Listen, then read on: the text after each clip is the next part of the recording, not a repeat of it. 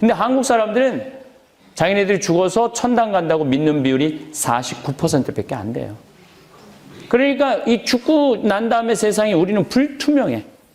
그러니까 한국 사람들은 죽는 거 참 싫어해요. 일단 살아있는 게 나아. 내가 죽어서 어디 갈 줄 모르니까 한국 사람들은 가능한 한 죽음을 멀리하고 싶어 해요. 쳐다보고 싶어 하지 않아요. 그러니까 그러다 보니까 죽음을 똑바로 바라보려 하지 않아요. 똑바로 바라보려지 않아요.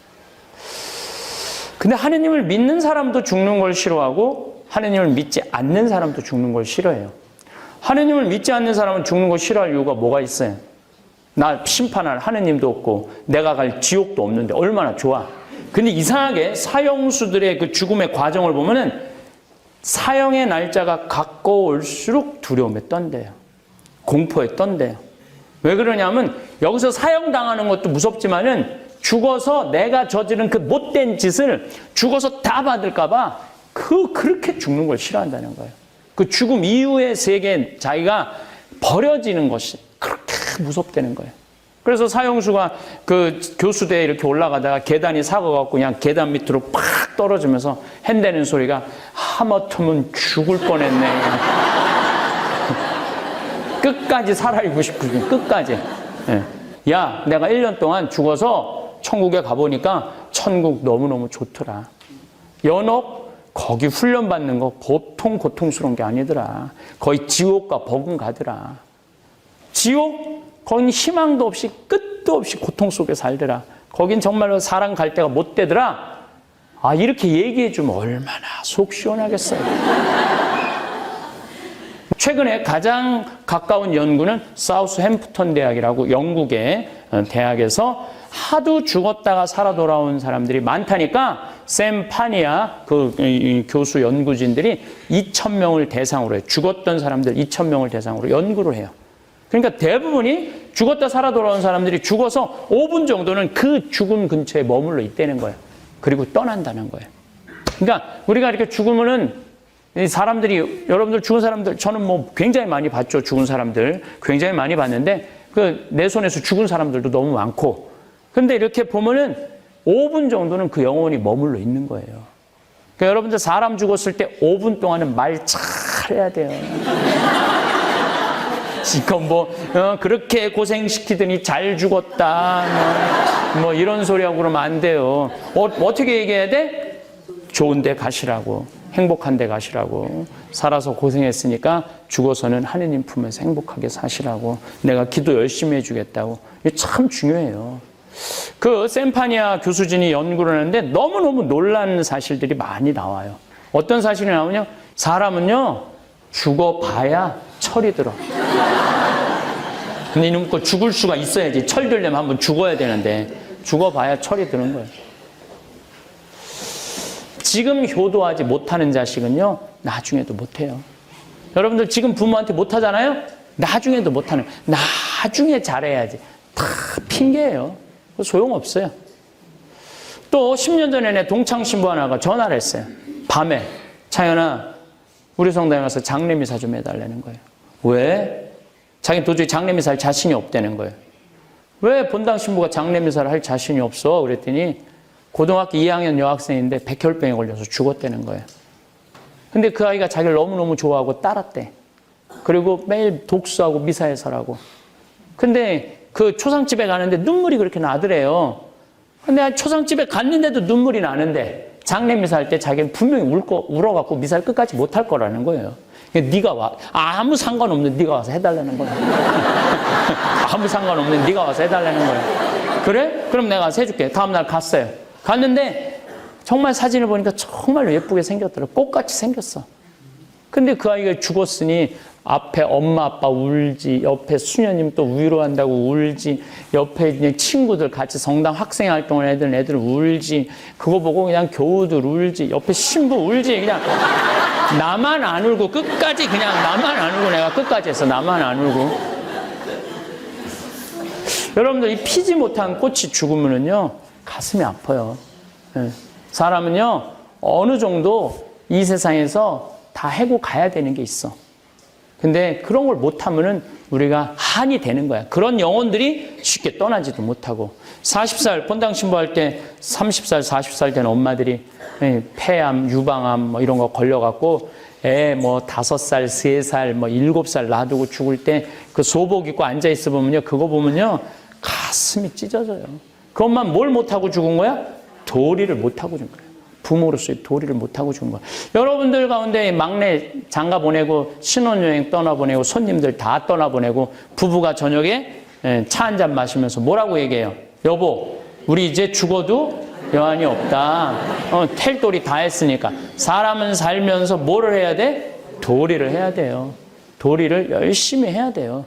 황창현 신부님의 행복 특강 지금 바로 시작하겠습니다. 영상이 마음에 드신다면 구독, 좋아요, 알림 설정 부탁드립니다. 사람이 죽은 후 49일 동안 일어나는 일도 함께 들으시면 좋겠습니다.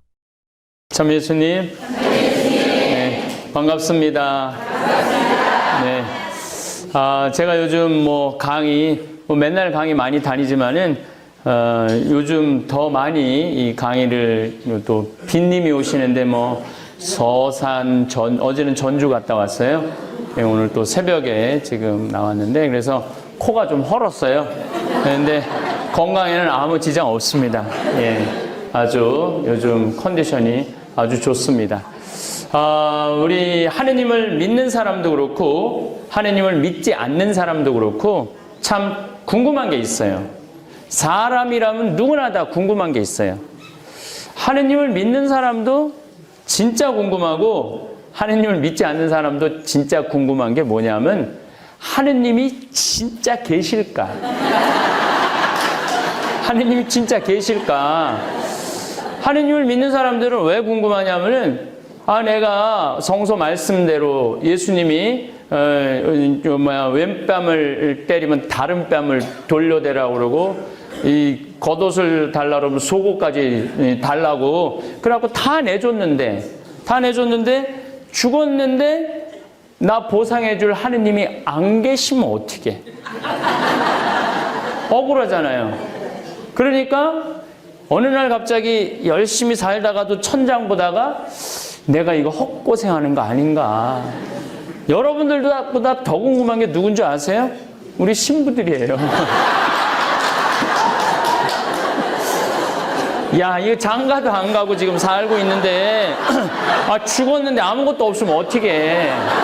얼마나 황당한 일이에요. 궁금해요. 근데 하느님을 믿지 않는 사람들도 궁금해요. 왜 궁금하냐면은 난 아무것도 없는 줄 알고 내 마음대로 하고 살았는데 내 왼뺨을 만지면 그냥 두들겨 패고 내 속옷을 달라고 그러면은 그놈 그냥 팬티만 남기고 다 뺏었는데 내 마음대로 하고 살았는데 만약에 죽어서 하느님이 계시면 어떻게 해? 아니 믿는 사람은 하느님이 없을까봐 걱정이고 안 믿는 사람은 하느님이 있을까봐 걱정이고 이거 참 아주 묘한 노릇이죠. 근데 하느님을 이렇게 존재에 대한 의구심을 갖는 이유 중에 하나가 하느님이 착한 사람에게 주는 천당 과연 있을까? 그 다음에 나쁜 짓만 골라서 하는 사람 지옥 보내는 지옥 있을까? 이게 참 궁금해요. 그리고 정말 궁금한 게 나는 과연 천당에 갈까? 지옥에 갈까? 내가 만약에 마지막에 나는 가끔 저는 요즘 그런 생각해. 나는 과연 천당에 갈까? 지옥에 갈까? 아니면 연옥에 갈까? 과연 어느 선상에 내가 서 있을까? 내가 지금 살고 있는 거를 보면은 그게 참 궁금해요. 그게 어떻게 보면 자기 삶을 잘 반성할 수도 있고 삶을 진지하게 받아들일 수 있는 물음이죠. 근데 미국 사람들은 죽으면 자기네들이 천국 간다고 믿는 비율이 80% 정도 된다고 그래요. 그러니까 웬만하면은 자기네들 죽으면 웬만하면 천당 간다고 생각을 해요. 그리고 뭐 천당이 있을 거라고 생각하는 비율까지 합치면 한 90% 정도 된다고 그래요. 터키 사람들은 자기네들이 천국 간다고 믿는 비율이 95% 정도 된다고 그래요. 미국에 가보면 우리가 미국의 그 영화들을 보면 뭐 다 총 쏘고 마약하고 막 그러는 거로 생각을 하는데 그건 극히 일부고 제가 미국에 뭐 거의 뭐 한 3, 40개 주를 다녀보면은 시골 동네 가보면은 지극히 평범하고 아주 신앙의 국가예요. 토요일 날, 일요일 날 다 성당 교회 가고 미국의 가톨릭 신자들이 거의 한 9천만 명 정도 돼요. 한 3억 인구 중에 단일 종교로는 가톨릭이 가장 크죠. 그 사람들은 늘 신앙 안에서 살고 또 죽어도 천국 간다고 믿기 때문에 그 죽음에 대해서 이렇게 부정적이지 않아요. 근데 한국 사람들은 자기네들이 죽어서 천당 간다고 믿는 비율이 49%밖에 안 돼요. 그러니까 이 죽고 난 다음에 세상이 우리는 불투명해. 그러니까 한국 사람들은 죽는 거 참 싫어해요. 일단 살아있는 게 나아. 내가 죽어서 어디 갈지 모르니까. 미국 사람들은 그 사람이 죽으면은 이 무덤도 동네 한가운데 있어요. 가보면 정말 동네 한가운데 무덤이 있어요. 그래서 아내가 죽건 자식이 죽건 부모가 죽던 동네 한가운데 묻어놔갖고 창문만 열면은 아내 묘가 보여요. 뭐 출퇴근 길에도 아내 묘 보이고. 그래서 아침에 남편이 출근하다가 아내가 보고 싶어. 그러면은 가요. 아내 묘에 가갖고 얘기해요. 여보, 나 오늘 중요한 계약이 있어. 당신이 도와주면은 내가 너무너무 잘할 수 있을 것 같아. 그리고 이제 저녁에 돌아오는 길에 아내 묘에 장미 한 송이 놓으면서 당신 오늘 도와줘서 내가 오늘 계약이 너무너무 잘 됐어. 이렇게 죽음하고 쉽게 얘기를 해요. 근데 한국 사람들은 일단 죽으면은 다시는 보고 싶지 않은가 봐요. 아주 깊숙한 산속에 갖다 파묻어 버려. 미국 사람들은 동네 한가운데 묘가 있으니까 늘 아내 얼굴 묘도 보고 부모 묘도 봐요. 그러니까 찾아가고 싶을 때 아무 때나 찾아가. 아침 저녁이나. 혹시 여러분들 영화 보면서 미국 사람들은 뭐 근무하다가도 어느 날 갑자기 그 묘에 가갖고 이렇게 하는 거 영화 속에 너무 자주 나오지 않아요? 저는 참 이상했어요. 쟤네들은 묘를 아무 때나 가네. 근무 중에도 가고. 그 왜 그런가 제가 미국에 가서 공동묘지를 많이 가봤어요. 일부러. 많이 가봤는데 묘가 그냥 정말 길 옆에 있어요. 그러니까 가다가 들를 수 있는 거야. 근데 우리는 아주 먼 산속에 갖다 파묻어 버리니까 이게 마음을 단단히 먹어야지 한번 가볼 수 있는 마음을 단단히 먹어야. 근데 이 마음을 단단히 먹는 것도 참 신기한 게 대한민국 사람들은 똑같은 날 다 같이 단단히 먹어. 마음을 단단히 먹어도. 그래갖고 그냥 마음을 단단히 먹는 날은 온 나라가 그냥 교통이 막혀갖고 아주 교통마비가 되죠. 한국 사람들은 가능한 한 죽음을 멀리하고 싶어해요. 쳐다보고 싶어 하지 않아요. 그러니까 그러다 보니까 죽음을 똑바로 바라보려 하지 않아요. 똑바로 바라보려지 않아요. 근데 하느님을 믿는 사람도 죽는 걸 싫어하고 하느님을 믿지 않는 사람도 죽는 걸 싫어해요. 하느님을 믿지 않는 사람은 죽는 걸 싫어할 이유가 뭐가 있어요? 나 심판할 하느님도 없고 내가 갈 지옥도 없는데 얼마나 좋아. 근데 이상하게 사형수들의 그 죽음의 과정을 보면은 사형의 날짜가 가까울수록 두려움에 떤대요. 공포에 떤대요. 왜 그러냐면 여기서 사형당하는 것도 무섭지만은 죽어서 내가 저지른 그 못된 짓을 죽어서 다 받을까봐 그렇게 죽는 걸 싫어한다는 거예요. 그 죽음 이후의 세계에 자기가 버려지는 것이 그렇게 무섭다는 거예요. 그래서 사형수가 그 교수대에 이렇게 올라가다가 계단이 사고갖고 그냥 계단 밑으로 팍 떨어지면서 핸대는 소리가 하마터면 죽을 뻔했네. 끝까지 살아있고 싶거든요. 끝까지. 네. 죽음을 대면하고 싶지 않은 거예요. 죽음 이후의 세계에 대해서. 근데 하느님을 믿는 우리들도 참 죽는 거 싫어요. 이상하게. 죽으면 하느님 만나러 가는 건데. 왜 죽음은 하느님 만나러 가는데도 죽는 거 싫어하느냐면 아는 게 병이야. 천당 지옥 있는 거 알긴 알아. 근데 성서 말씀에 비추어 본다면 내가 사는 꼴을 봐서는 천당 갈 것 같지는 않아. 어디 갈 것 같아? 지옥에 갈 것 같아. 그러니까 일단은 살아있는 게 나은 거야. 아직은 지옥은 아니잖아요. 여러분들 아침에 저기 뭐야 이 단풍 보세요. 거의 천국 아니에요 여기? 그렇죠? 여기가 좋은 거야. 일단 하느님 거기 계셔도 그냥 가서 심판받고 싶지가 않은 거야. 마태복음 5장에 보면은 온몸이 지옥에 던져지는 것보다 눈알 하나 없이 천국에 가는 게 낫다 이거예요. 난 그 성서 읽을 때마다 진짜 괴로워요. 내가 내일 모레도 이제 명동에 강의 가는데, 명동에 강의 갈 때마다 이제 밥 먹으려고 목자골목을 나가보면요, 아가씨들이 뭐 한국 아가씨, 중국 아가씨, 일본 아가씨들이 그냥 미니스커트 허벅지 쫙, 그걸 보면 눈알이 가려. 이건 눈알을 빼야 되는 건가 말아야 되는 건가. 마태복음 5장에 의하면 빼야 되는데 내 눈알이 이거 한 6천 개 이거 빼야 되는 거 아닌가 이거. 아마 여기 있는 형제님들도 눈알 온전히 가지고 갈 분 별로 없을 거래요. 제 생각에. 하늘나라에 아마 눈알 없는 남자들 굉장히 많을 거예요. 이게 죽어서 이게 천당 가는 게 만만치가 않단 말이야. 그러니까 일단은 살아있는 게 나은 거예요. 일단은. 하느님도 믿긴 믿는데 내 모든 잘못을 꿰뚫어 보시는 하느님. 다른 사람은 몰라도 나만 짓는 죄가 있잖아요. 아무도 몰래 짓는 죄가 있잖아요. 근데 하느님 앞에 가면 그게 다 밝혀질 거 아니야. 그러니까 하느님을 믿긴 믿는데 내 모든 치부를 다하는 하느님을 만나고 싶지는 않아. 그냥 믿는 걸로 끝났으면 좋겠어. 그냥 믿는 걸로 끝났으면 좋겠어. 만나고 싶지는 않아. 그러니까 일단은 살아있는 게 나은 거야. 근데 만약에 죽은 아버지가 살아 돌아와갖고 묻어놨는데, 땅속에 묻어놨는데 1년 후에 툭툭 털고 나와갖고 무덤에서 일어나서, 야, 내가 1년 동안 죽어서 천국에 가보니까 천국 너무너무 좋더라. 연옥 거기 훈련받는 거 보통 고통스러운 게 아니더라. 거의 지옥과 버금 가더라. 지옥 거긴 희망도 없이 끝도 없이 고통 속에 살더라. 거긴 정말로 사람 갈 데가 못 되더라. 아, 이렇게 얘기해 주면 얼마나 속 시원하겠어요. 나는 하나님한테 불만이 하나 있어. 뭐 한두 가지가 아니지만은 아주 제일 큰 불만 중에 하나가, 우리가 죽으면 영혼이 올라가잖아요. 그 영혼이 올라가면은 혼이 올라가는 거 아니야. 그럼 뭐 연기가 올라간다고 그러잖아요.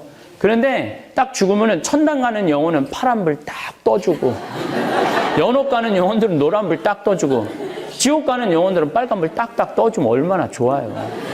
근데 이 천국을 갔는지 지옥을 갔는지 연옥을 갔는지 알 길이 있어야지. 근데 죽은 아버지가 살아 돌아와갖고, 야, 그 나자로 마을 열심히 돕던 큰아버지 있잖아. 지금 천국 가서 너무 행복하게 살고 있더라. 그 성당 나갔다 안 나갔다는 작은 아버지 지금 연옥에서 단련을 아주 빡시게 받고 있더라. 돈만 알고 나자로 마을 도와주라 그래도 한 푼도 안 내던 막내 고모 있지? 지금 지옥에서 죽살나게 고생하고 있더라. 이렇게 얘기해주면 얼마나 좋겠어요. 죽은 아버지는 한번 땅에 묻어놓으면 다시는 얘기해주는 법이 없는 거예요. 그냥 답답한 거예요. 죽음 이후의 세계에 대해서 알 길이 없잖아요. 알 길이. 예수님이 뭐 나는 부활이요 생명이다. 그리고 뭐 좋다고 그러는데 봤어야지. 좋은지 안 좋은지 어떻게 알아. 근데 1970년대 이후부터 갑자기 죽었던 사람들이 많이 살아 돌아오기 시작을 해요. 미국은 92년서부터 97년 사이에 무려 1,500만 명이 죽었던 사람들이 살아 돌아와요. 1,500명이 아니라 1,500만 명.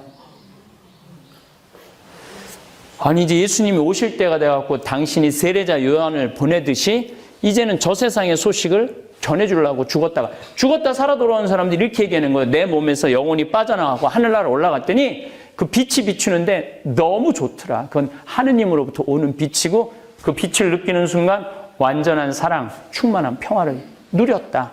이렇게 얘기를 하는 거예요. 죽었던 사람들이 한두 사람이 아니라 대부분의 사람들이. 옛날에는요, 죽었다 살아 돌아온 사람들 많았어요. 옛날에도.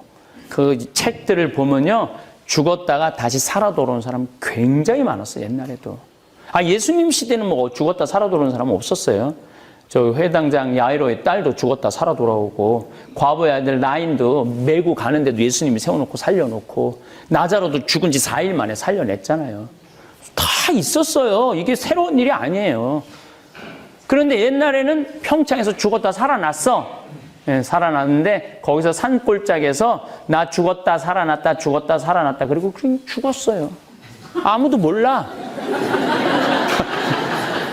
근데 요즘은 휴대폰이 있잖아. 휴대폰이 나 죽었다 살아났다. 이게 여기저기 얘기하는 거야. 그러니까 의사들이 한둘이 아니니까 찾아다니면서 얘기를 하는 거야. 정말 죽었다 살아났느냐. 이제 예수님이 올 때가 돼갖고 이제 죽었다 살아 돌아온 사람들이 많은가? 그거는 아니고 1970년대 이후부터 죽었다가 살아 돌아온 사람들이 많은 이유는 심폐소생술이 발달하면서부터 죽었다가 살아 돌아온 사람이 많은 거예요. 심폐소생술이 발달하면서부터. 심폐소생술이 발달하기 전에 사망은 어떻게 판정했느냐면 동공이 풀리고 맥박이 안 뛰고 심장이 멎는 거를 사망으로 판정을 해요. 의학적으로. 그런데 요즘은 심장마비로 동공이 풀리고 심장이 안 뛰고 맥박이 안 뛰어도 멀쩡한 사람이 심장마비로 죽으면요. 심폐소생술을 해요. 심장을 30번 압박을 해요. 심폐소생술 할 때. 그리고 2번을 입에다가 공기를 넣어줘요. 그렇게 몇 회를 반복을 해요. 그러면 심장마비 환자 중에 5%는 살려낼 수 있다는 거예요. 갈비뼈가 부러질 정도로 압박을 하면 5% 정도 살려낼 수 있다는 거예요. 그렇게 살아 돌아온 사람들이 내가 죽었더니 내 영혼이 빠져나가서 하늘나라에 올라가더라. 올라가서 하늘나라에 아름다운 음악, 아름다운 정원, 아름다운 꽃향기, 아름다운 사람들, 하느님 모두 만나고 왔다는 거를 한두 명이 얘기하는 게 아니에요. 그 유명한 사람들 중에 옛날에 그 기동순찰 때라고 우리 어렸을 때 막 텔레비 맨날 봤던 저 오토바이 미국 드라마 아시죠? 그 주인공 에스트라다도 교통사고로 죽었다가 살아 돌아와요. 근데 그런 유명한 사람들이 인터뷰를 하는 거. 내가 죽었더니 영혼이 갔다 왔다. 또 그 유명한 샤론 스톤도 죽었다 살아 돌아오고. 그 다음에 엘리자베스 테일러도 죽었다 살아 돌아오고. 그러니까 이런 사람들이 옛날에는 그냥 산속에서 죽었다 나 살아 돌아왔다 이러다 끝났는데 요즘은 인터뷰를 하는 거야. 사람들 불러다 놓고. 그런데 그걸 보고 나만 죽었다 살아나는 게 저 사람도 죽었다 살아 돌아왔네. 그러니까 대학에서 연구를 하기 시작을 해요. 저는 지금 무당 얘기를 하는 것도 아니고 주술사 얘기하는 것도 아니에요. 대학의 과학자들이 연구를 하기 시작해요. 최근에 가장 가까운 연구는 사우스햄프턴 대학이라고 영국의 대학에서 하도 죽었다가 살아 돌아온 사람들이 많다니까 샘 파니아 교수 연구진들이 2,000명을 대상으로 해요. 죽었던 사람들 2,000명을 대상으로 연구를 해요.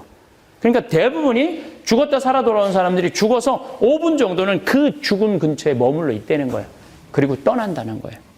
그러니까 우리가 이렇게 죽으면은 사람들이, 여러분들 죽은 사람들, 저는 뭐 굉장히 많이 봤죠. 죽은 사람들. 굉장히 많이 봤는데, 내 손에서 죽은 사람들도 너무 많고.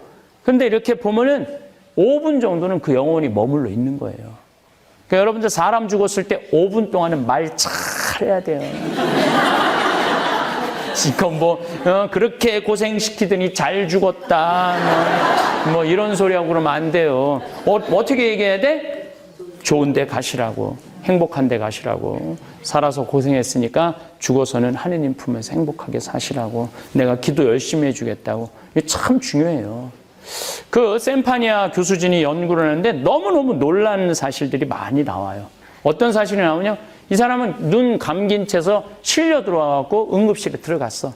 그래갖고 의사가 막 응급 조치를 하고 살려냈어. 살려내니까 이 사람이 말하기에 나는 여기 이미 들어왔을 때 영혼이 빠져나갔다. 근데 당신 뒤에 가서 당신을 보니까 당신 뒤에 이 목에 점 있는 걸 내가 안다. 이 사람 한 번도 본 적이 없는데. 그리고 옆에 간호사가 얘기한 것까지 다 얘기를 하는 거예요. 영혼이 나가서 다 듣는 거죠. 죽는 걸로 끝나는 게 아니에요. 우리가 영원히 여행을 떠나는 거예요. 영원히. 고든 알렌이라고 미국의 백만장자 금융업 하는 사람이 있어요. 이 사람이 이 폐 기능이 잘못돼갖고 죽었어요. 죽어갖고 하늘나라로 올라갔는데 그 빛을 느끼는 순간, 이 사람 성당 다니는 사람도 아니야. 신앙이 있는 사람도 아니야. 돈만 알던 사람이야. 근데 그 빛을 느끼는 순간 너무 행복하더래요. 지복직관. 여러분들, 천국에서의 최고의 기쁨은 뭐예요? 하느님을 직접 눈으로 보는 거예요. 하느님, 그걸 지복직관이라고 그래요. 여러분들, 기도할 때 막 하느님을 느낄 때 가슴이 벅찰 때 있으세요? 안 있으세요? 있죠? 저도 옛날에 막 기도 열심히 할 때, 내가 제일 열심히 할 때는 중학교 때였어, 중학교 때.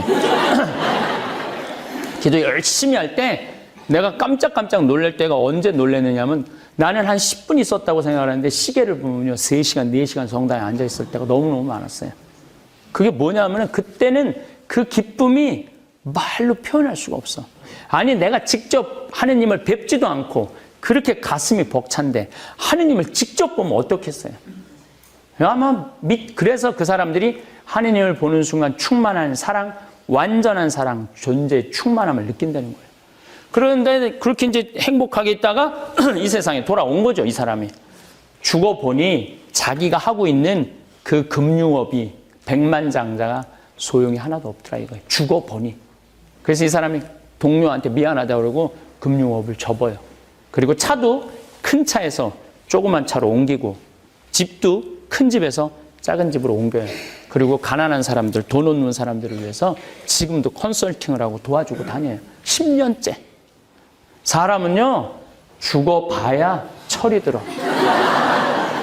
근데 이놈 거 죽을 수가 있어야지. 철 들려면 한번 죽어야 되는데, 죽어봐야 철이 드는 거예요. 그 미국의 앤더슨 C 코리아라고 이 정형외과 의사예요. 뉴욕의 심리학 박사고. 근데 가족이랑 야외에 놀러 나갔다가 벼락에 맞아 죽어요. 네, 벼락에 맞아 팍 쓰러져서 죽는 순간 자기 영혼이 빠져나오더래요.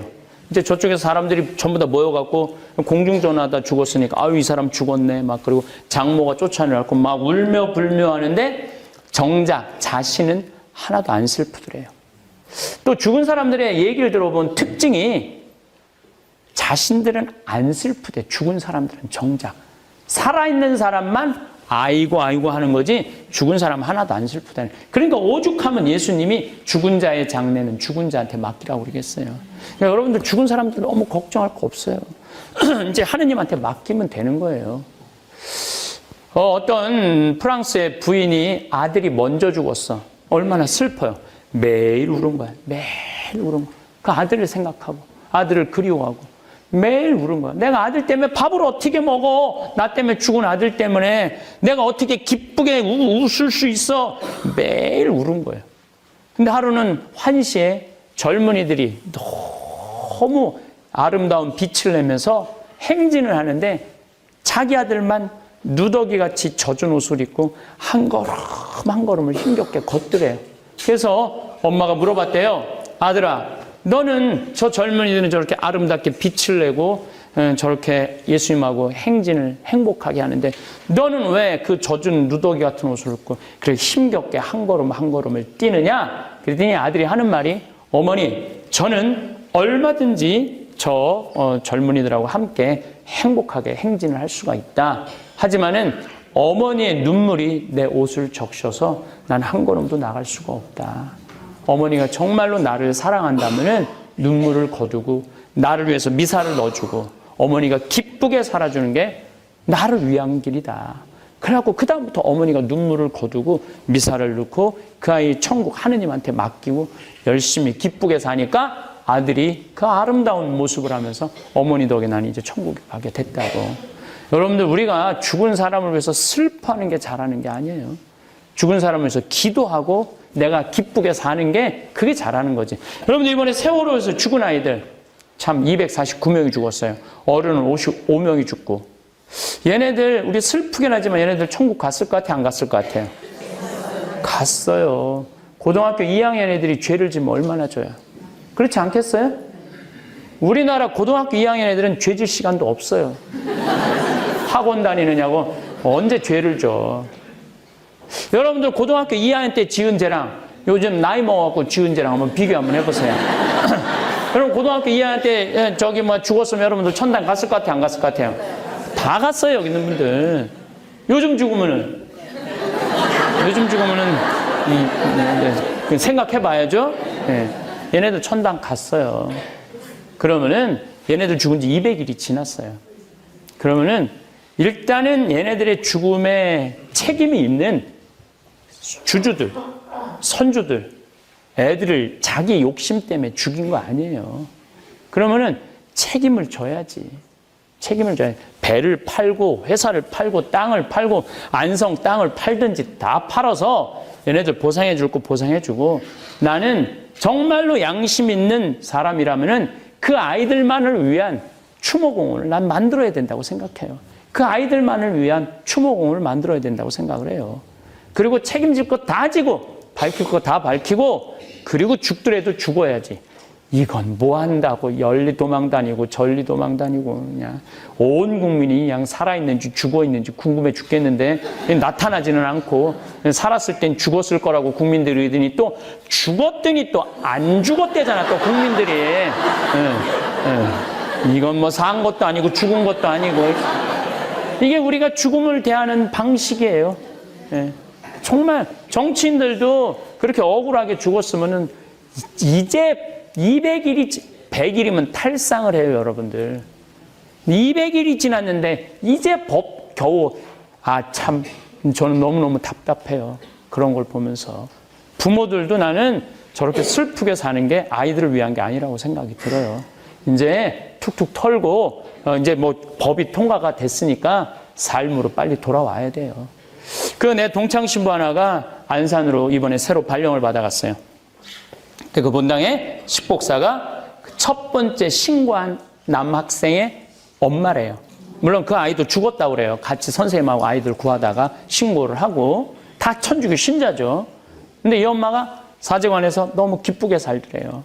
그래서 물어봤대요. 다른 사람들은 저렇게 슬프게 아직도 텐트 치고 저러고 있는데 당신은 왜 이렇게 기쁘게 사느냐고. 그랬더니 엄마가 하는 말이 나는 내 반쪽이 하늘나라에 있기 때문에 그 반쪽을 위해서 기쁘게 살아야 된다고. 내가 슬프게 살면 아들도 슬퍼할 거 아니냐. 여러분들 우리가 죽음에 대해서 그 절망이라고 생각하기 때문에 죽음이 슬픈 거지 하늘나라로 여행을 떠나는 거라고 생각하면 죽음이 슬픈 게 아니에요. 희망을 가지는 거예요. 희망. 그래서 여러분들 죽는 건 너무 싫어하지 마세요. 죽음을 밀어내지만 마세요. 죽음은 하느님을 만나러 떠나는 여행이야, 여행. 여러분들이 죽는 거 싫어요, 좋아요?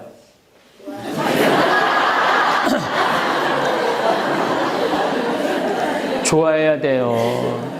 죽는 걸 무조건 안 쳐다보는 거는 그거는 인간으로서. 여러분들 빅토르 위고가 이런 말을 해요. 무덤을 자주 방문하는 것은 학문의 대학을 다니는 것이다. 덕의 대학을 다니는 것이다. 그래요. 무덤을 자주 가서 자기의 죽음을 생각하고 나도 언젠가 이곳에 들어갈 걸 생각한다면 삶에 그렇게 지독하게 안 산다는 거죠. 삶을 그렇게 지독하게 안 산다는 거죠. 어차피 두고 떠날 건데 뭘 그렇게 연연하고 다 가지려고 그래. 그래도 죽는 게 싫어. 그래도 살아있는 게 나아. 왜 그러느냐면 이거는 첫 번째는 죽음의 세계가 어떻게 펼쳐질지 모르니까 죽음이 싫은데 천당 간다고 해도 죽는 게 싫어. 왜 죽는 게 싫으냐면은 생이별 때문에 그래요. 생이별. 내가 아무리 천국에 가도 죽으면 더 이상 사랑하는 남편 볼 수 없잖아요. 사랑하는 아내 더 이상 볼 수 없고, 사랑하는 부모 볼 수 없고, 사랑하는 딸 볼 수 없어요. 요즘 내 동창 신부 부모님들이 많이 돌아가세요. 지난 봄에도 내 친한 신부 아버지가 세상을 떠났어요. 84살인데 나하고 참 친했던 아버지예요. 뭐 이맘때만 되면은 안중에 계시던 분인데 큰 방앗간을 쌀을 쪄서 평창까지 갖고 오세요. 시민 이거 드시라고. 새쌀 드시라고. 강의하러 멀리 다니니까 새쌀 드시라고. 이렇게 나하고 친하던 아버지인데 이제 위암으로 돌아가셨어요. 84살에. 이렇게 누워있는 걸 이렇게 뵈니까 우리 아버지도 84살이란 말이에요. 우리 아버지도 이제 살 날이 얼마 남지 않았다는 생각이 딱 들더라고요. 지난 장례 미사 때. 야, 나도 이제 아버지하고 이별을 해야 되는구나.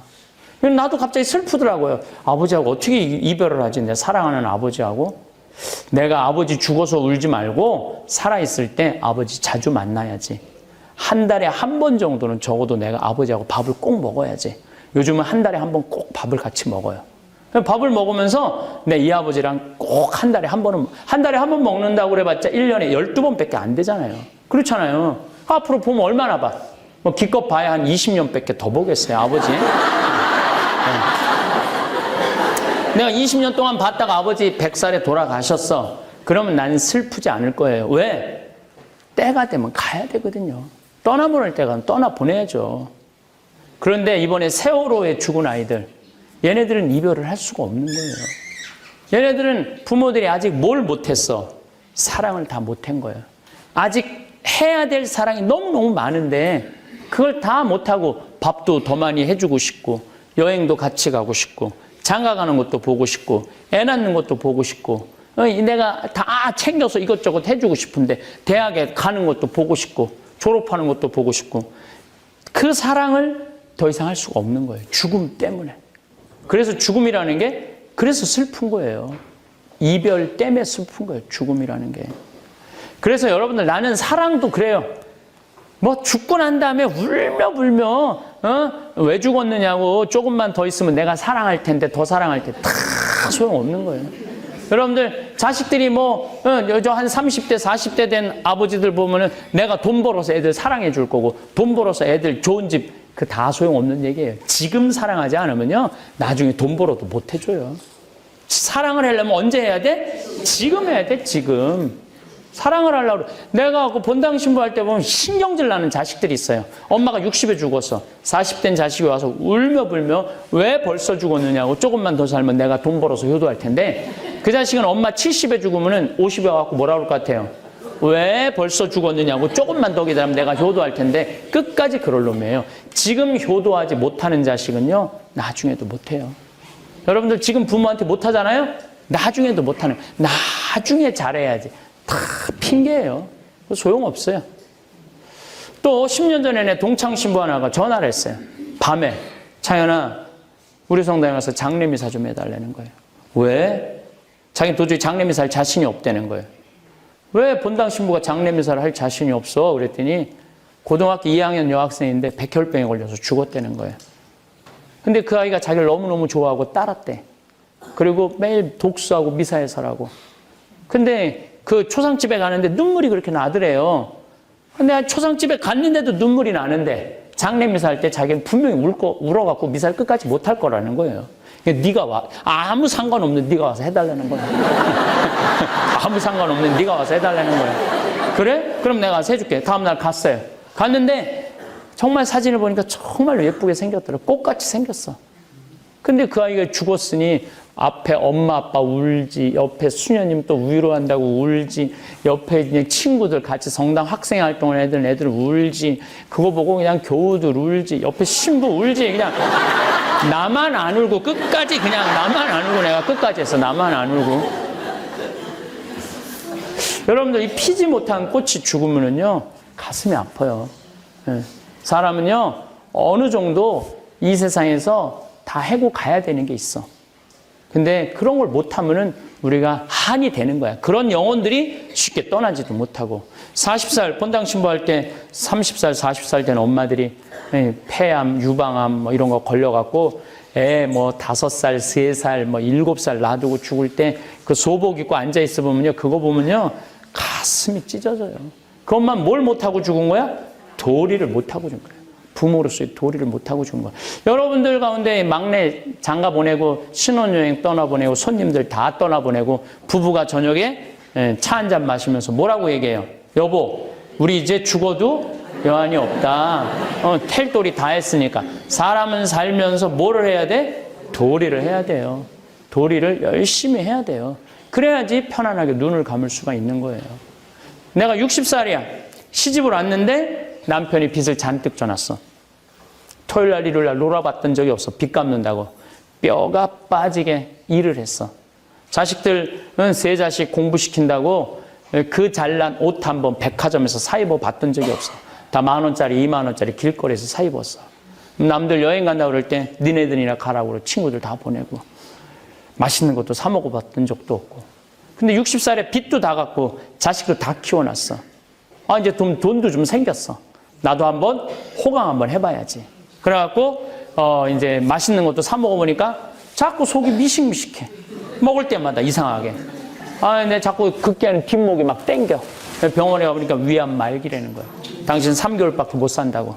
그러면 이 60살 먹은 아줌마는 억울해서 죽어요, 못 죽어요? 못 죽어. 나도 한번 호강 한번 해보려고 그랬더니 나보고 죽으란다고. 이 사람은 못 죽어. 나한테 그렇게 와갖고 울며불며 나한테 매달리는 사람들 많아요. 나 억울해서 못 죽는다고. 사람은요, 이 세상에 살면서 행복하고 싶은 욕구가 있어. 살면서 고생만 한 사람은요, 죽어서 눈 못 감아요, 죽을 때. 내가 이 세상에 고생하려고 태어났어? 봉사도 마찬가지야. 어떤 사람 이렇게 보면은, 자기네들 이렇게 봉사하는 거 보면은, 지겹게 힘들게 하는 사람이 있어. 나 힘들어 죽겠어요, 신부님. 이 봉사하는 거 지겨워 죽겠어요. 내가 항상 하는 얘기야. 하지 마. 지겨운데 어떻게 해? 힘든데 어떻게 해? 기뻐야지 해지. 아니 예수님 십자가 생각하고 예수님 십자가 생각하고 기쁘게 할 거면 하고 예수님 십자가 지겹게 하려면 하지 마. 사람은요 기뻐야 돼요. 지겨운 사람은요 언제든지 티를 내요. 그 공동체를 깨든지 그 지도자를 깨물어 먹든지 반드시 그런 일이 나와요. 자기가 기뻐서 일을 해야지 기쁘지 않으면요 일을 하지 말아야 돼요. 그래서 우리들은 이 세상에 살면서 어느 정도 도리도 해야 되고 사랑도 해야 되고 행복하기도 해야 돼요.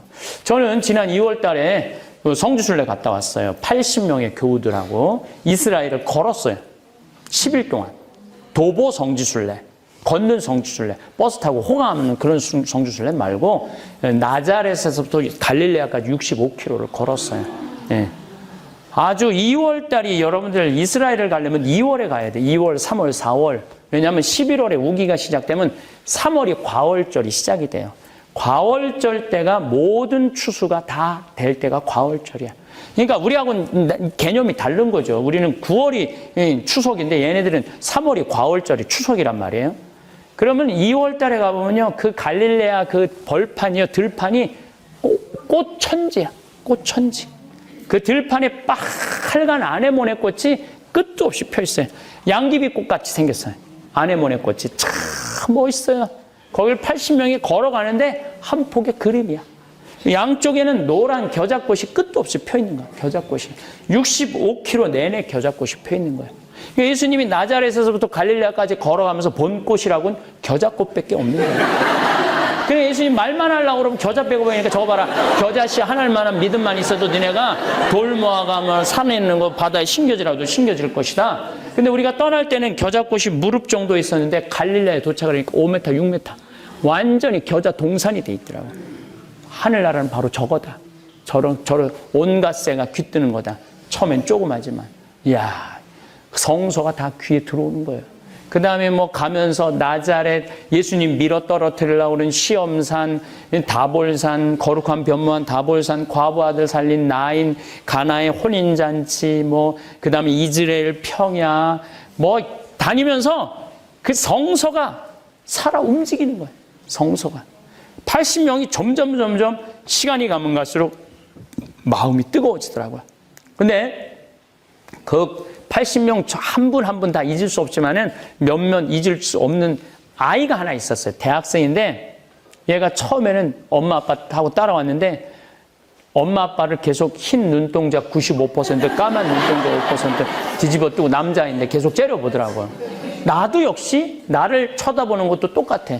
너 때문에 내가 여기 왔다. 흰 눈동자 95%, 까만 눈동자 5% 째려보더라고요. 근데 얘가 3일을 걷더니 4일을 걷더니 눈동자가 바뀌더라고. 점점 눈동자가 그 거룩한 눈빛으로 바뀌더라고. 그리고 얘가 한 달 후에 나한테 편지를 보냈어요. 신부님, 저는 지금 가슴이 벅차서 어떻게 할 수가 없어요. 하느님이 내 안에 꽉 차 있어갖고. 그래서 너무너무 전 지금 행복해요. 근데 며칠 전에 제가 서산 강의를 서천에 강의를 갔는데 그 엄마 아빠가 그쪽에 사는 분이라 왔어요. 신부님, 우리 애가 너무 변했어요. 어떻게, 워낙 걔가 공부를 잘했던 아이예요. 근데 서울대학을 가려고 그러다가 한참 방황을 하는 바람에 서울대학을 못 받고 그 밑에 대학에 공부 잘하니까 화학과를 간 거야. 근데 그 학교를 때려쳤대요, 지금. 때려치고 신부님 돕는다고 의대 공부를 한다는 거예요. 이건 그냥 공부가 아니야. 신부님, 지금 내가 해외 지금 잠비아 이렇게 의료봉사 나가잖아요. 의료봉사 하겠다고. 그러니까 지금 공부를 열심히 한다는 거예요. 이게 우리가 성지에 가보면요. 예수님을 만나요. 삶이 바뀌는 거예요. 그리고 버스 타고 다니면 덜 만나. 걸어 다녀야지 만나. 걸어 다녀야지 만나. 걸어 다녀야지. 이런 얘기 들어보면 여러분들 무슨 생각 들어요? 나도 한번 가고 싶다 이런 생각 들죠? 나도 한번 죽기 전에 꼭 한번 가야 되겠다 이런 생각 들죠? 근데 저는 여러분들한테 너무 안타까운 게 왜 그 좋은 데를 죽기 전에 가요? 지금 가면 안 돼, 지금? 여행은 가슴이 떨릴 때 가야지 다리가 떨릴 때 가면 안 된다니까요. 죽기 전에는 다리 떨려서 못 간다니까, 죽기 전에는. 지금 가세요, 지금. 신부님 무슨 돈으로 가요? 집 잡혀서 가라. 여러분들 죽을 때 집 갖고 가요? 집 갖고 가는 게 아니에요. 죽을 때는요, 추억 갖고 가고 선행 갖고 가고 믿음 갖고 가는 거예요. 집은 다 놔두고 가요. 집은 그거 갖고 가는 거 아니에요. 여러분들 갖고 가지도 못할 걸 그냥 매달려 갖고 그걸 쩔쩔쩔쩔 메고 한 푼도 못 쓰다가 죽는 거 너무너무 불쌍한 거예요. 이건희 회장님이 재산이 12조 5,900억이래요. 나는 12조도 필요 없어. 그리고 그게 얼마나 많은 건지도 감도 없어. 5천억도 난 필요 없어요. 그 끄트머리 900억만 있으면 좋겠어. 그 끄트머리 900억만 있으면 좋겠어. 근데 사실은 그 900억도 필요 없어요. 왜? 저렇게 쓰러져 누워있으면 12조 5,900억이 무슨 소용이 있어요? 겨우 73살인데. 그렇지 않겠어요? 의미가 없는 거예요. 그래서 지금 단돈 10,000원을 가지고 맛있는 거 사 먹으러 가는 사람이 이건희 회장보다 훨씬 나은 거예요. 훨씬 나은 거예요. 여러분도 오늘 이렇게 건강하게 와갖고 이 아름다운 나자로 마을에 와갖고 이렇게 웃고 강의 듣고 여러분들이 살아있는 거예요. 재산이 아무리 많으면 뭐해.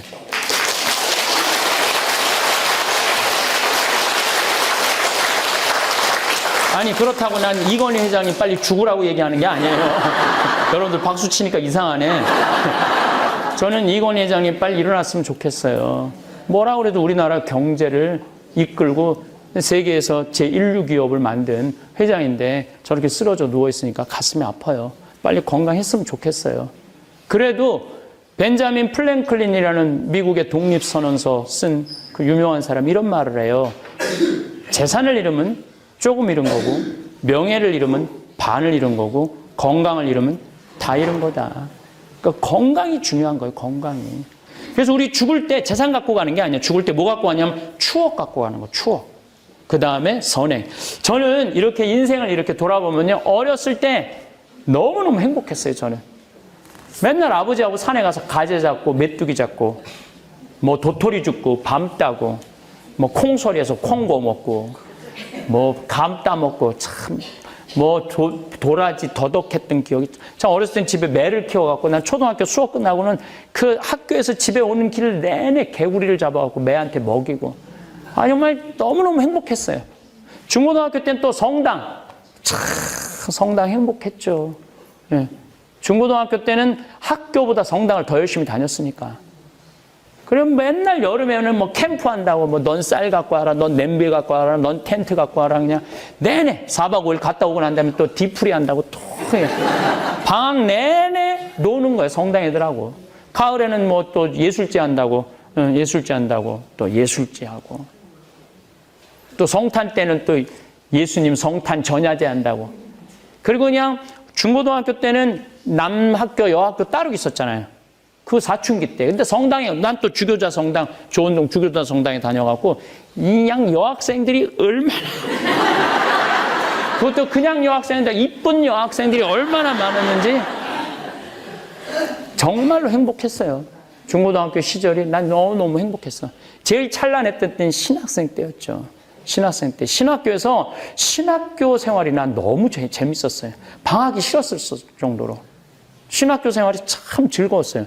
배우는 것도 좋고 친구들하고 같이 노는 것도 좋고 모여서 노래하는 것도 좋고 뭐 보좌 신부 3년 때 뭐 우리 본당 훌륭한 본당 신부님 모시고 또 보좌 때는 교우들이 보좌들을 얼마나 예뻐해요. 본당 신부 10년 행복하게 살았고 지금은 또 뭐 평창에 다니면서 농사 짓는다고 온 세상 다니면서 강의하고 뭐 작년 이번 달에는 지난 여름에는 남미 5개 나라 다녀왔어요. 강의를 한 달 동안 뭐 브라질, 아르헨티나, 칠레, 페루, 파라과이. 또 가면은 또 교우들이 강의만 시켜요. 강의는 뭐 2시간 기껏해야 2시간, 4시간 하면 신부님 귀양 페루 오셨으니까 마추픽추 가자고. 강의는 4시간 하고 마추픽추는 3일 갔다 오고. 뭐 파라과이 또 뭐 강의하면 신부님 귀양 오신 길에 이과수 폭포 가자고 그러고 이과수 폭포 그러고 뭐 깔라파떼라고 남미 맨 끝에 있어요. 예. 뭐 아르헨티나에서도 강이 기껏해야 뭐 4시간 하고 막 깔라파떼는 뭐 4일 갔다 오고.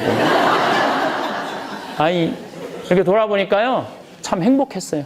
그러면 저 작년에는 또 아침마당에도 출연했잖아요. 그 2번이나 뭐 강사들이 최고로 출연하고 싶은 데가 아침마당이라고 그래요. 저는 근데 한 번도 나 출연하고 싶다고 말한 적도 없어. 자기네들이 1년 동안 출연해달라고 나한테 졸른 거야. 1년 동안. 그래서 어쩔 수 없이 나간 거. 어쩔 수 없이. 어쩔 수 없이 나갔는데 보통 아침마당 시청률이 6%에서 7% 목요 특강이. 근데 전 2번 다 10.4%가 나왔어요. 근데 이 교양방송에서는 그 드라마가 아니고 교양방송에서는 0.5%만 올라가도 난리가 난대요.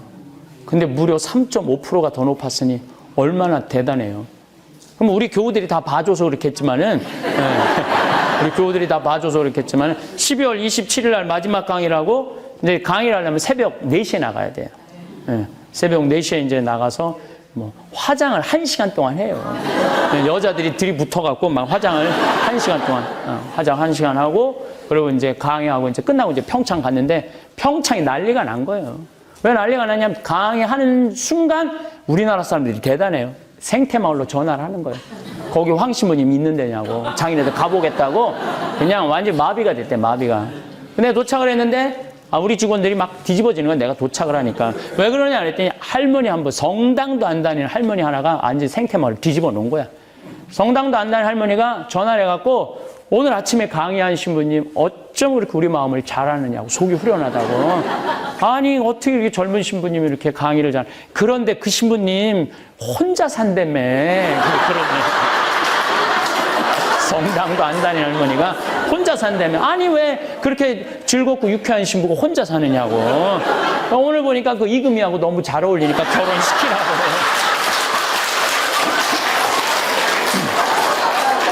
내가 나이 50에 중매도 들어와요.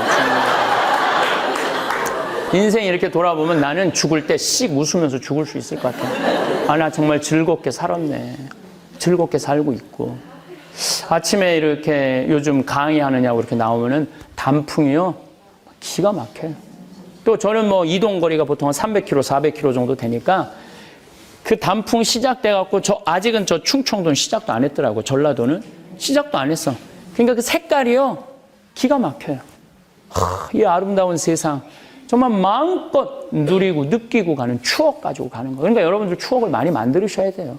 어떻게 했어요? 무슨 돈으로? 집 잡혀서. 집 잡혀서. 가지고 가지도 못할 거 그렇게 매달려서 살아요. 선행 갖고 가는 거, 선행. 여러분들 마태복음 25장에 슬기로운 처녀, 미련한 처녀 얘기가 나와요. 슬기로운 처녀는 기름 등잔에 기름이 많았어. 미련한 처녀는 기름 등잔에 기름이 하나도 없어. 근데 예수님이 그 마태복음 25장 뒤에 무슨 얘기를 하냐면 너희는 내가 배고프고 목마르고 굶주리고 헐벗고 병들고 감옥에 갇혔을 때 찾아와 줬다. 우리가 언제 찾아갔습니까? 바로 네 이웃한테 해준 게 곧 나한테 해준 것이다. 그러니까 슬기로운 처녀들은 바로 그걸 했기 때문에 기름 등잔에 기름이 많은 거야. 여기 오늘 나자로 돕게 모이신 분들, 우리 아직도 이제 우리 한센병이라는 게 다 이제 없어졌음에도 불구하고 아직도 병 속에 사는 사람들이 많아요. 이거 잊혀지면 안 되는 거죠. 근데 여러분들 그 돕는다고 이렇게 모여있는 여러분들은 지금 기름 등잔에 기름이 많은 분들이야. 그러니까 여기 모인 처녀들이 슬기로운 처녀들이에요. 이 처녀들이. 슬기로운 처녀들이에요. 근데 아무것도 안 하고 있는 처녀들은 미련한 처녀들이죠. 선행. 록펠러라고요. 미국에 석유 갑부가 있었어요. 여러분들 석유가 우리가 착각하는 경우가 많아요. 중동이 석유가 시작한 게 석유를 처음 파서 쓴 나라는 미국이에요. 미국에서 처음 텍사스에서 석유를 처음 파서 써요. 그러니까 미국이 석유로 일어난 나라예요. 미국이. 근데 거기에 최고의 부자가 록펠러예요. 근데 록펠러는 55세 벌써 10시네. 10시까지 하고 10분 쉬려고 그러네. 요 얘기만 조금 하고 끝내겠습니다. 55세, 당신 1년밖에 못 산다는 불치병 판정을 받아요. 그렇게 돈이 많은데 55세 불치병 판정을 받으니 얼마나 슬퍼. 그래갖고 이제 병원에서 이제 로비에 이제 힘없게 이제 나가려고 그러는데 병원 로비에서 그거 써 있어요. 받는 자보다 주는 자가 행복하다라고 써 있는 거예요. 근데 자기는 한 번도 줘봤던 적이 없는 거야. 그렇게 돈이 많은데 주는 게 참 즐겁거든요. 이게 주는 것도 처음에는 별 생각이 다 드는데 일단 주고 나기 시작을 하면 그 기쁨을 누리면 어떻게든 주려고 그러는 사람이 그렇게 바뀌게 돼 있어요. 근데 자기 한 번도 준 적이 없는 거야. 그런데 마침 로비에서 한 애기 엄마가, 소녀의 엄마가 막 울면서 그 병원 원무과에 있는 사람한테 매달려요. 우리 딸 좀 제발 입원 좀 시켜달라고. 돈이 없으면 안 된다. 우리 딸은 입원 안 하면 죽는다. 그 얘기를 듣고 록펠러가 비서를 통해서 입원비를 대줘요. 그리고 그 아이가 완치됐다는 얘기를 들어요. 너무 행복했던 거야. 자기가 줌으로써 사람 하나를 완치시킨 게 너무 행복했던 거야. 그래서 내가 남은 1년 동안 내가 정말로 어려운 사람을 도와야 되겠다. 열심히 돕기 시작을 했어요. 열심히 돕기 시작했는데 이 사람이 언제까지 도왔느냐 하면은 1년밖에 못 산다는 사람이 98살까지 도우면서 죽었어요. 98살. 그래서 존 록펠러는 98에 죽어요. 98에. 선행 갖고 가는 거예요. 죽을 때 믿음 갖고 가는 거야. 집 갖고 가는 게 아니에요. 여러분들 집 잡혀서 쓰세요. 그리고 뭐 지금 시간이 너무 짧아갖고 하고 싶은 얘기가 너무 많은데 이제는요 50평 의미가 없어요. 둘이 사는데 50평이 무슨 의미가 있어요. 20평이면 되지. 다 20평으로 다 갈아탈 거예요. 그렇다면 무슨 얘기냐면은 집값은 계속 떨어질 거예요. 집값은 계속 떨어질 거예요. 이제 하나 둘밖에 안 사는데 큰 집의 의미가 없는 거예요. 이제는 점점 그렇게 될 거예요. 여러분들 집에 연연하지 말라는 거예요. 집에 연연하지 말고 그냥 집 잡혀서 행복하게 건강하게 살다가 죽을 때 나처럼 씩 웃으면서 그런 마음으로 죽는 게 참 중요해요. 그러니까 이 세상을 살면서 건강이 제일 중요하다. 그래서 내가 항상 건강에 제일 권하는 게 청국장 가루다.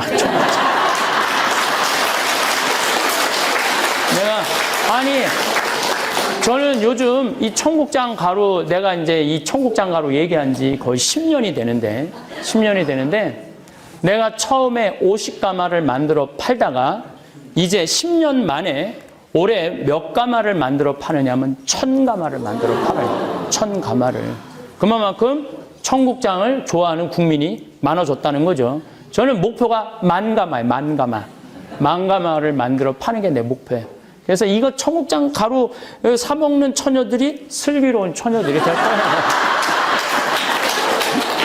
왜냐하면은 내가 얘기하잖아요. 늘 내가 외국에 강의 가면은 속이 안 좋아갖고 한국에 들어오면 청국장 가루 타서 먹어요.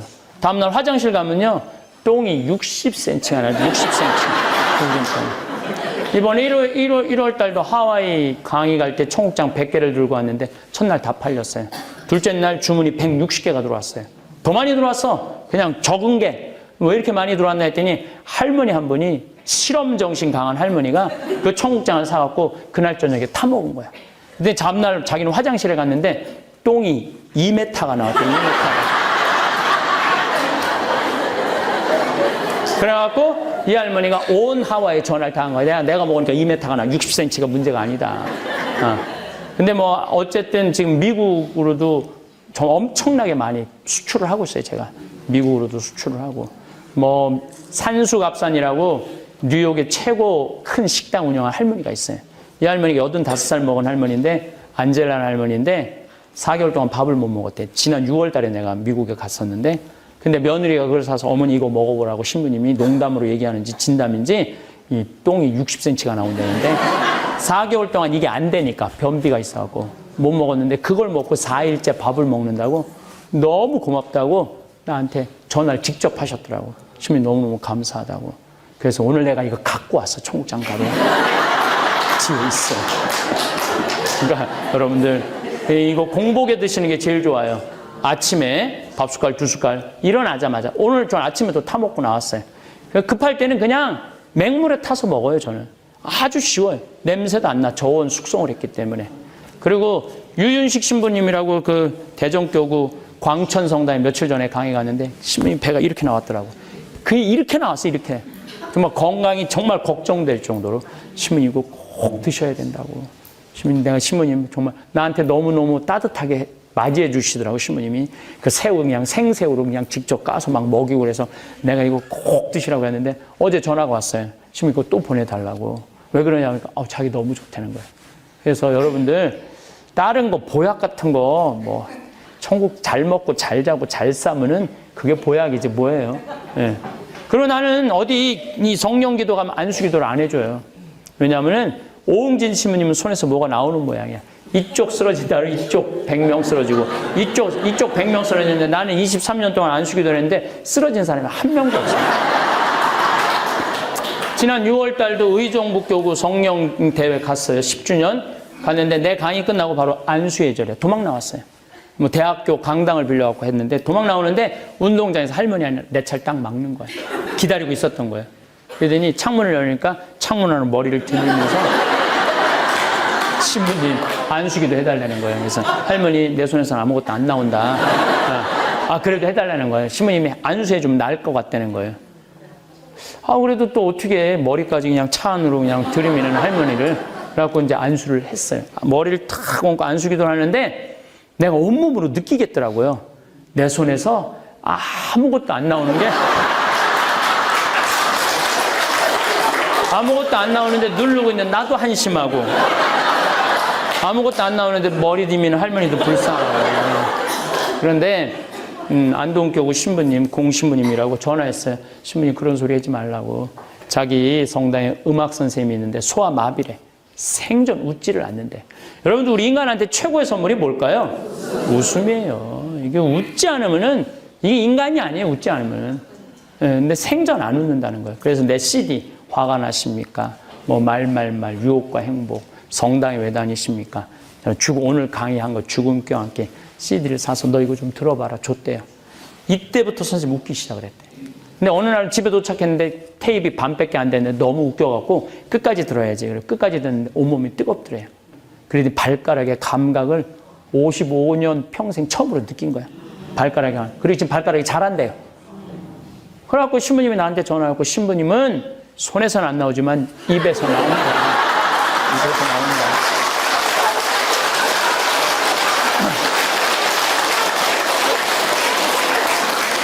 그러니까 여러분들 주위에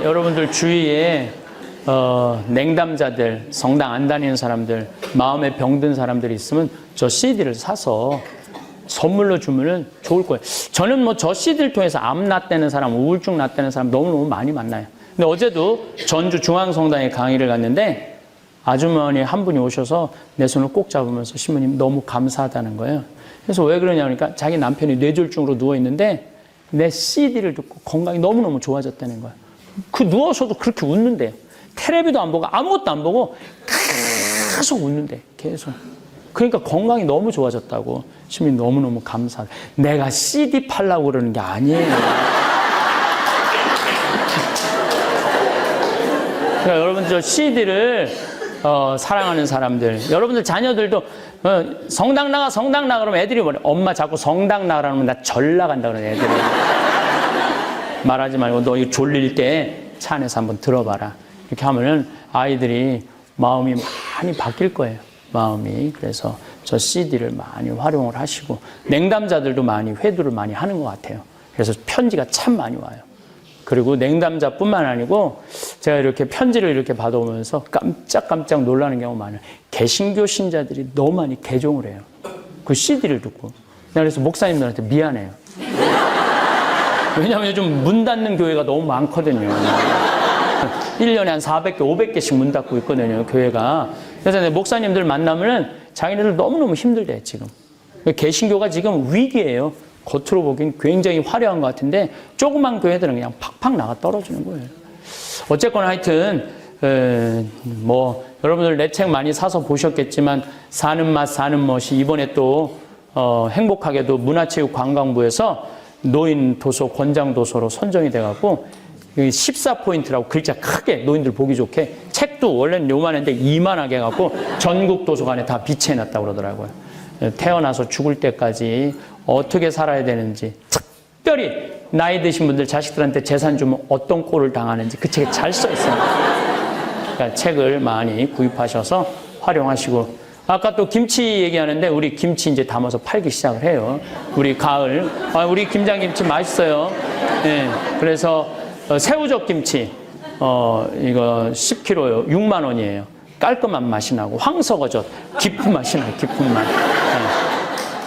그리고 우리는 뭐 전부 최고급만 다 써요. 최고급만. 그리고 배추, 무는 우리가 다 키우고 파까지는 우리가 키워요. 나머지는 다. 물론 고추도 우리가 키우긴 키우는데 뭐 고추는 우리가 다 할 수는 없어. 올해는 많이 수확을 못했어요. 2,500근밖에 못했어요. 우리 한 10,000근 정도 해야 되는데, 그래서 농약 안 치고 농사 짓는 건, 보통 사람들은 농약 치고 고추 농사 지을 때 농약 질 때는 4번 약 뿌려요. 근데 우리는 유기농 약을 20번 뿌려요. 그래도 안 돼요. 그러니까 여러분들 유기농으로 한 고추 뭐 비싸다, 이게 말이 안 되는 얘기예요. 정말 힘들어요. 유기농으로 농사 짓기가. 보통 우리 밭 정도면 10,000근 이상 나와야 되는데 이번에도 역시 2,500근밖에 못했어요. 어쨌든 우리 생태마을 그 뒤에 지금 우리 직원들이 쪽지 나눠주면은 그거 전화하시면 돼요. 내가 하고 싶은 얘기가 너무너무 많으니까 깔끔하게 10분만 딱 쉬고 물건 살 거 사고 강의 끝나고 사시면 되니까 10분 쉬었다가 바로 20분부터 강의 이어서 하도록 하겠습니다. 감사합니다. 아래의 글은 어느 장례 지도사 분이 들려주신 이야기입니다. 사람이 죽으면 어떤 일이 생길까요? 사람이 죽으면 육체와 영혼의 분리가 일어납니다. 영혼은 마치 살아 생전하던 것처럼 일어나나 생전에는 몸과 영혼이 분리되지 않고 같이 움직이는데 반해 죽어서는 영혼이 몸으로부터 분리되어 몸은 그냥 누워있는 채로 영혼만 분리되어 일어나게 되는 것이지요. 이에 영혼은 처음에 몹시 당황하게 됩니다. 분리되어 다시 몸으로 들어가려 해도 말을 듣지 않고 영혼은 가족에 둘러싸여 있는 자신의 몸을 위에서 내려다 보게 됩니다. 사람이 죽은 후 49일 동안 일어나는 일에 대해 일자별로 나누어 어떤 일이 생기게 되는지 말씀드리면, 먼저 1일부터 3일까지의 상황은 사람이 죽은 후 영혼과 몸이 분리되어 어리둥절한 상태에 있습니다. 처음에는 당황하기도 하고 마음대로 몸이 움직이지 않아 슬퍼하기도 하며 가족과 서로 소통이 되지 않은 것에 대해 몹시 실망하기도 합니다. 많은 종류의 환상을 보기도 하고 앞으로 일어날 일에 대해 두려워하기도 합니다. 아직 시신의 주변에 머물며 사람들이 하는 말을 듣기도 합니다. 1일부터 3일은 보통 장례 기간입니다. 제가 명상을 하며 단체 회원들의 장례를 도와드리는 장례 지도사를 하였던 적이 있었는데 그때 경험한 이야기입니다. 한 번은 90세가 넘은 할머니이신데 가족에게 고인이 살아생전 성격이 대단하셨다는 이야기를 들은 상태였습니다. 장례 지도사를 하면서 여러 번 장례를 치르다 보니 시신 상태만 봐도 살아 계셨을 때의 성격이 어떠셨는지 조금은 보이기도 합니다. 그 할머니도 목욕을 시켜드리고 깨끗한 수의로 갈아입혀드리고 마지막으로 얼굴에 화장을 해드리는데 얼굴에 살아있었을 때의 완고하고 고집 센 모습이 그대로 보였습니다. 그때는 몰랐는데 공부를 하고 보니 영혼이 장례 기간 동안 시신 주변을 머물면서 제가 하는 행동과 제가 하는 말을 지켜보고 계셨던 것 같습니다. 3일에서 7일까지는 점차 자신이 이승을 떠나 죽음에 이르렀다는 것을 실감하게 되는 때입니다. 처음에 당황하던 태도도 많이 누그러지고 점차 안정을 찾아가게 됩니다. 살아생전에 있었던 일들을 회상하며 기뻐하기도 하고 슬퍼하기도 하고 안타까워하기도 하는 등 희노애락에 잠기기도 합니다. 7일에서 14일 후에 일어나는 일은 죽음을 실감하는 일입니다. 삶과 죽음의 경계에서 자신에게 일어난 일들을 냉정하게 살펴보는 상황에 놓이게 됩니다. 아직은 삶에 대한 미련을 완전히 버린 상태는 아니며 그나마 이런 상태를 유지하는 것만으로도 다행인 정도입니다. 2주에서 5주에는 완전히 체념한 상태가 됩니다. 더 이상 삶의 미련을 갖지 않으며 죽음에 익숙해지는 과정이 있습니다. 더 이상 누구를 원망하거나 탓하지 않고 자신이 갈 길에 대해 생각합니다. 미래에 대한 두려움과 호기심이 교차하기도 합니다. 5주에서 7주에는 완전히 떠날 채비를 하는 때입니다. 더 이상의 미련은 조금도 남아있지 않으며 오로지 앞으로 일어날 일에 대해 걱정하고 두려워하기도 합니다. 한껏 움츠러드는 마음을 다잡으려 하지만 쉽지 않습니다. 여러분은 사후세계가 있다고 생각하시나요? 제가 앞서 소개한 이 글이 사실인지 아닌지는 아무도 알 수 없습니다. 한 가지 분명한 사실은 죽어보지 않는다면 누구도 알 수 없다는 것일 테지요. 저는 죽는 것도 무서운 일이지만 사랑하는 이와 영원히 못 본다는 것이 더 두려운 것 같습니다. 이번에는 조금 더 과학적으로 사후세계와 죽음에 대해 이야기 나눠보고 싶습니다. 지금까지 과학으로 밝혀낸 죽음에 관한 충격적인 사실들을 말씀드리겠습니다. 죽음 단어 자체만으로도 무서운 이유. 죽었을 때 뇌에는 어떤 일들이 일어나는가? 죽은 이후에 영혼이라는 게 남아있을까? 이런 어려운 죽음이란 주제를 다루고 있는데요. 아마 이 죽음이라는 말을 듣는 순간 많은 분들이 영상을 끝까지 보지 않고 넘겨버렸을 가능성이 클 겁니다. 왜냐하면 2019년도에 나온 한 연구에 따르면 사람들이 죽음이라는 단어를 볼 때 잘 생각하지 않으려고 하는 무의식적인 메커니즘이 있다고 알려져 있습니다. 특히 어느 순간에 사람들이 죽음이라는 것을 떠올리지 않으려고 하냐면 내 얼굴을 화면에 보여주고 또는 딴 사람의 얼굴을 보여주고 죽음과 관련된 단어나 사진 같은 것들을 보여주게 되면 짧게 보여지는 그 단어나 사진들이 내 얼굴과 함께 보여질 때는 아예 뇌가 기억도 못하고 인지를 못한다라고 합니다.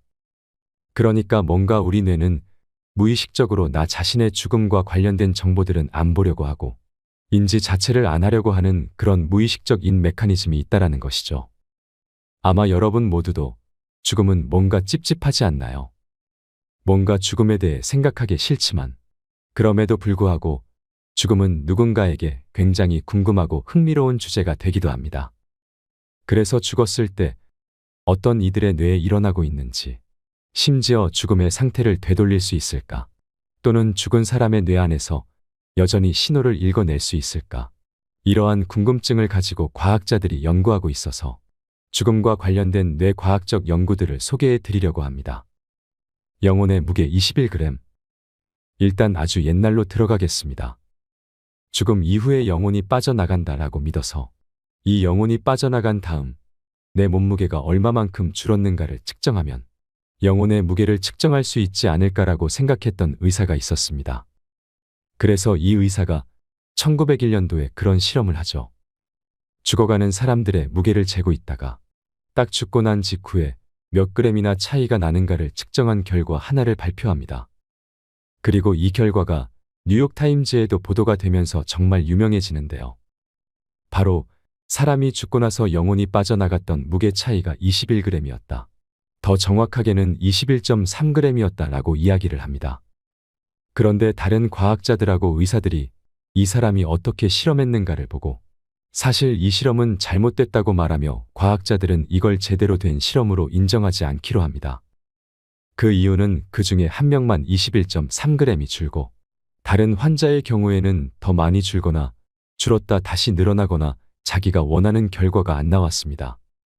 그랬더니 원하는 결과가 나오지 않았던 실험 결과는 아예 보고를 하지 않고 영혼이 빠져나갔다라고 생각한 하나의 실험만을 보고했기 때문에 이건 제대로 된 과학적 실험으로 인정할 수 없다고 한 것입니다. 또 심지어 이 의사가 더 욕을 먹는 이유는 이 실험을 반복하기 위해서 15마리의 살아있는 개를 약으로 죽인 다음에 측정하려고 했습니다. 이 자체도 굉장히 큰 비판을 받았죠. 정리하자면 영혼의 무게가 21g이다. 이것은 제대로 된 연구라고 볼 수가 없고 제대로 된 실험이 아니고 무엇보다도 영혼이 있는지 없는지 결론이 나지 않은 상태에서 영혼이 있다고 믿고 실험을 한 것이 되었습니다. 우리는 왜 사후세계를 믿을까? 캐나다 퀸즈대 베링 교수팀은 사후 세계관에 관련된 실험을 했는데요. 아이들에게 쥐가 죽는 상황에 대한 이야기를 합니다. 그래서 쥐가 죽고 난 다음에 어떻게 될 거냐? 쥐가 죽고 난 다음에 혹시 배가 고플까 이런 질문을 했는데 아주 어린 아이들의 경우에는 아직 죽음에 대한 개념이 없었는데도 당연하게 영혼이라는 것이 있을 거라고 가정을 했다고 합니다. 죽고 난 이후에도 배가 고플 것 같다. 죽고 난 이후에도 이런 걸 느낄 것 같다라고 아이들이 얘기를 했다고 해서 죽음 이후에도 뭔가 영혼이 있을 거라고 믿는 경향은 자연스럽게 타고나는 어떤 믿음이 아닌가라고 하는 얘기도 하고 있습니다. 실제로 수없이 많은 나라들에서 죽음 그리고 죽은 이후에 세상, 영혼 이런 개념에 대해서 이야기하고 있습니다. 국립중앙박물관에서 진행한 호모 사피엔스 특별전에서 이제 인류를 특별하게 해주는 5가지를 꼽는데 그 안에 죽음에 대한 애도도 들어가 있습니다. 정말 옛날의 초기 인류에서부터 어떤 무덤들과 죽음과 관련된 예식들을 보면 사후 세계에 대한 어떤 믿음이 인류에게는 공통적으로 있나 봅니다. 그런데 과학자들의 경우에는 이렇게 사후 세계라는 것은 믿기가 어렵습니다. 그리고 영혼도 마찬가지지만 물질적이 아닌 게 어떻게 우리의 뇌의 물질에 작용을 하는가 생각합니다. 물론 종교를 가지고 있고 믿음을 가지고 있는 과학자도 있겠지만 대부분의 과학자들은 과학적인 지식과 팩트만 생각하게 되면 우리가 살아있는 동안에 일어나는 것은 전부 다 몸 안의 생리적인 물리적인 작용으로 인해서 일어나고 있는 것이다. 이렇게 가정을 하고 있는 상황입니다. 죽을 때 뇌는 어떤 경험을 할까? 그렇다면 과학자의 입장에서 죽은 이후의 뇌에서는 어떠한 일들이 일어날까요? 미국 어느 대학 교수의 연구팀은 죽기 직전에 임사 체험에 대한 연구를 하기 위해서 실험 쥐들을 대상으로 실험을 했는데요. 일단 이 쥐들이 죽음을 맞이하는 순간 뇌에서의 뇌파는 어떠한 패턴의 변화를 보이는가 생리적인 측정했습니다. 그랬더니 흥미롭게도 심장이 뛰기를 멈추고 나서도 대략 30초 정도는 뇌가 계속 활동을 보였다고 합니다. 그 중에서 1단계로는 3초 정도는 계속 피가 흘렀고 계속해서 뇌파의 패턴이 살아 있었고 그리고 나서 2단계에서 약 5초가량 알파파와 세타파의 영역이라고 하는 뇌파 패턴의 변화가 일어납니다. 마지막 죽기 직전에 뇌가 정지할 때까지 아주 강렬한 감마파 패턴이 보였다고 합니다. 여기에서 이제 연구진들이 주목했던 것은 심장도 뛰기를 멈추고 더 이상 피도 돌지 않는데 뇌파 패턴은 살아 있었고 무엇보다도 굉장히 활발하게 뇌 전체에서 감마파 패턴이 이제 죽기 직전에 보였다라고 하는 걸 두고 연구진들은 이렇게 설명을 했습니다. 이게 바로 죽기 직전에 임사 체험을 보여주는 그래프 패턴이 아닐까 하고요. 죽기 직전에 사람들이 이야기하는 환각이라든지 빛의 터널이 열린다든지 하는 것이 이것으로 설명되지 않을까 이야기를 하기도 했죠. 임사체험이 존재한다는 증거. 버지니아 대학교에서 2017년도에 한 또 다른 연구에서는 죽기 직전에 임사체험을 경험하고 다시 살아난 환자 122명을 대상으로 설문조사를 합니다. 그리고 이들한테 죽기 직전에 어떤 경험을 했는가라는 걸 상세하게 물어보는데요. 되게 흥미롭게도 죽기 직전에 경험한 생생한 어떤 빛의 체험이라든지 기억이 돌아온다든지 어떤 종교적인 경험을 했다든지 했던 사람들의 경우에는 죽기 직전의 경험을 굉장히 생생하게 다른 어떤 기억들보다도 생생하게 기억을 하고 있었다. 그래서 뭔가 이 죽기 직전에는 뇌가 굉장히 깨어나는 그러한 임사체험 경험이 실제로 존재하지 않나 시사해주는 연구였다고 할 수 있습니다. 그래서 이러한 외곽 연구들에 따르면 우리 심장이 멈추고 나서도 25초에서 30초 정도는 뇌가 계속 살아있어서 심지어 어떤 강렬한 경험을 기억을 할 수 있을 정도로 어떤 인지적인 활성화가 되어 있었다. 그럼에도 불구하고 사실 죽기 전에 정말 그 순간을 잡아내서 실험을 하기는 너무 어려운 일이기 때문에 정말 무슨 일이 일어나고 우리가 왜 그런 경험을 하는지를 연구하는 것은 정말 어렵다고 할 수 있을 것입니다. 그치만 수없이 많은 문화권에서 죽기 직전에 임사 체험을 한 사람들이 쓴 글들을 보면 상당히 공통된 그런 경험들을 적고 있긴 합니다. 그래서 죽기 직전에 뇌 안에서 일어나는 어떤 강렬한 경험은 있는 것으로 보입니다. 죽음에 관한 충격적인 실험. 2019년도에는 더 충격적인 실험이 있었습니다. 정말 전 세계를 충격으로 빠뜨리는 실험이라고 할 수가 있는데요. 예일 대학교 연구진들이 32마리의 돼지를 대상으로 실험을 했고요. 돼지들이 죽은 직후에 뇌를 떼어냅니다. 그리고서는 분리해된 그 뇌에다가 인공 혈액을 펌핑한 거죠. 그랬더니 죽은 후 4시간이 된 돼지의 뇌에서도 다시 뇌파 패턴이 살아나는 것을 관찰할 수 있었다고 합니다. 그리고 나서 그 이후 36시간까지도 계속해서 어떤 신호를 내보였다라고 하는 연구 결과를 발표합니다. 그래서 이 연구 결과를 기반으로 굉장히 다양한 상상들이 요구하게 됐습니다. 그렇다면 사람이 죽고 난 이후에 인공 혈액을 펌핑해서 이 사람이 죽기 전에 어떠한 경험을 했는가를 읽어낼 수 있을까? 이런 상상까지 하게 됐는데요. 물론 이 정도 기술까지 가능해지진 않았습니다. 그렇지만 놀라운 것은 인공적으로 혈액을 공급해서 다시 신경세포들이 어떤 전기자극을 보일 수 있을 정도로 복원에 성공했던 자체만으로도 정말 충격적인 뉴스임은 틀림이 없죠. 그래서 일부 과학자들은 죽음을 되돌릴 수 없을까? 누군가가 죽고 나서 이 사람이 잠깐 동안 다시 살아나게 할 수 없을까? 인공적으로 죽은 뇌를 잠깐 살릴 수 없을까? 이 부분에 대한 희망을 가지고 연구하고 있는 과학자들도 있습니다. 가장 최근 연구들에 있어서는 이렇게 죽은 뇌를 되살리려는 시도보다는 살아있는 동안의 뇌 안에서의 모든 신호들을 온라인 클라우드로 디지털화 시켜서 옮겨 놓을 순 없을까?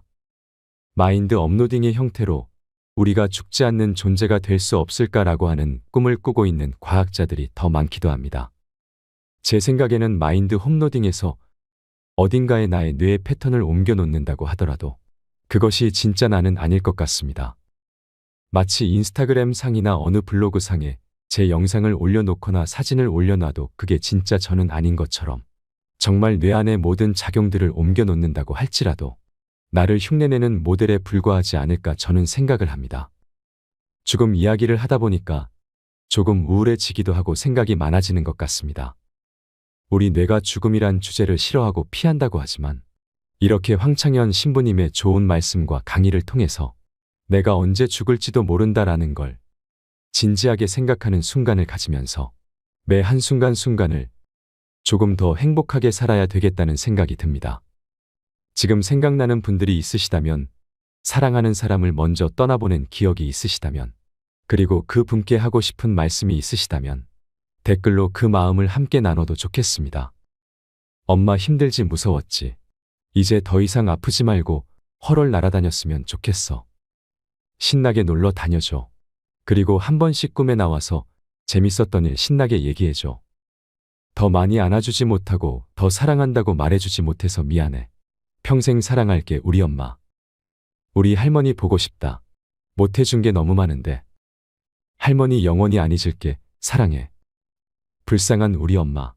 젊은 날 아파서 여행 한 번 못 가고 좋은 옷 음식도 제대로 먹을 수 없었던 슬픈 생 마감한 가엾은 내 엄마. 엄마가 오늘따라 보고 싶다. 꿈속에서라도 가끔 나타나 주세요. 내 엄마 정말 보고 싶어. 아빠 조심히 가. 아파하지 말고. 이럴 줄 알았으면 잘해줄걸. 거기서는 행복해야 해.